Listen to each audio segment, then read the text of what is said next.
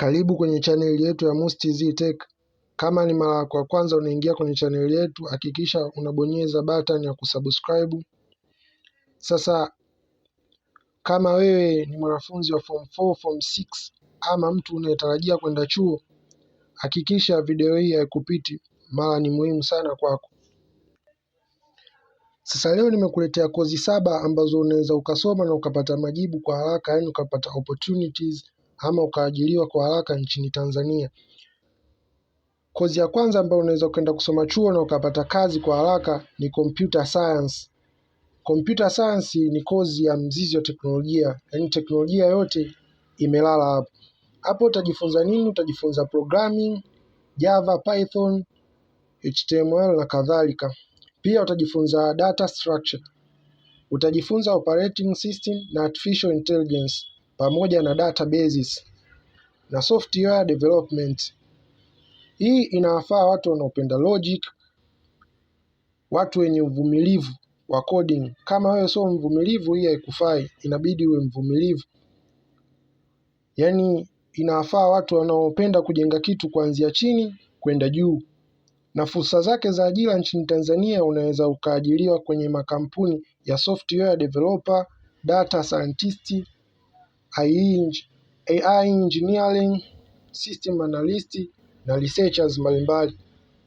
Sasa ushauri katika kozi hii ni ngumu kidogo, lakini ukimaliza vizuri fursa zake ni pana sana duniani kote na nchini Tanzania, kwa sababu watu kila siku wanahitaji ma software developers, ma data scientists na ma artificial engineers.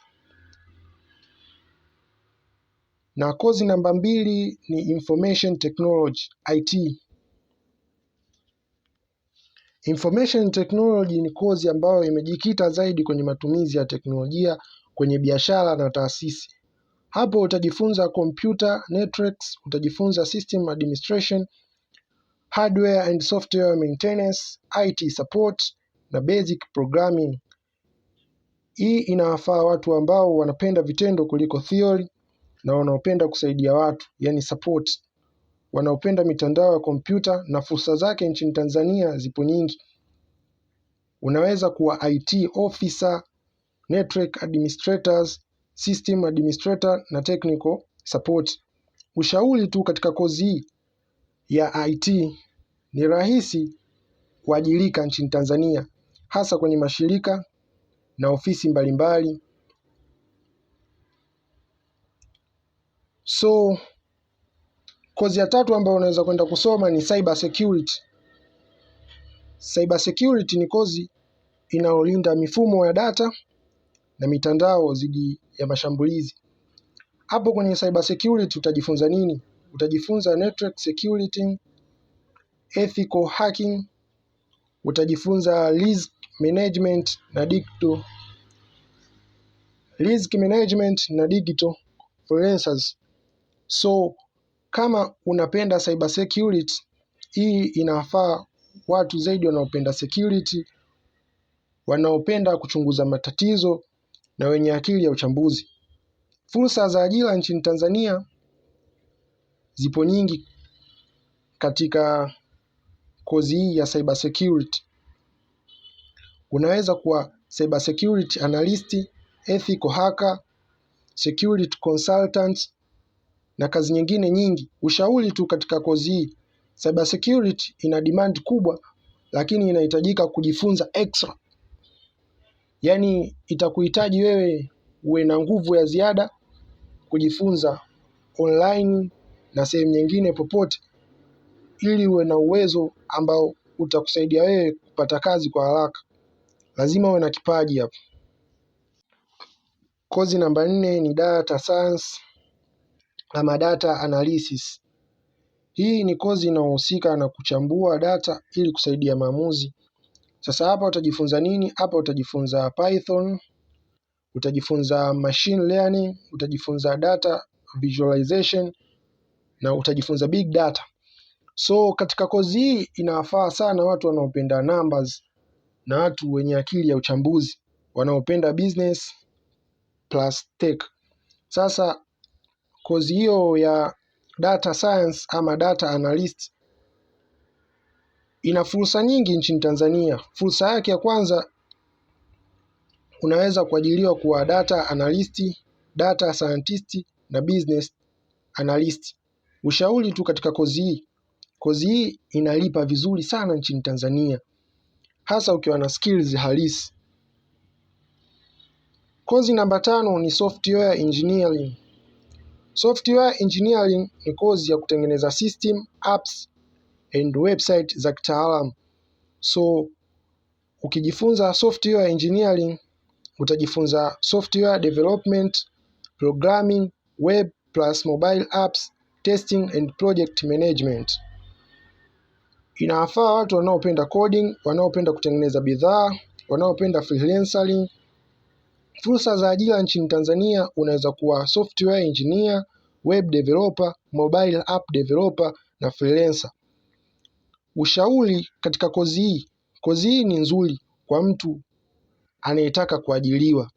Yaani kama unataka kuajiriwa kwa haraka kupata kazi, basi struggle na software engineering.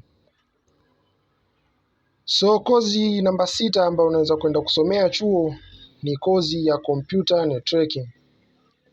Kozi ya computer networking hii inajikita kwenye miundombinu ya mtandao. Utajifunza nini? Utajifunza network designing, utajifunza CCNA basics, utajifunza network security, utajifunza server management. Hii inafaa sana watu wanaopenda hardware, wanaopenda practical works, wanaopenda internet infrastructures. Fursa za ajira nchini Tanzania, unaweza kuwa network engineer, unaweza kuwa ICP technicians na unaweza kuwa network administrators.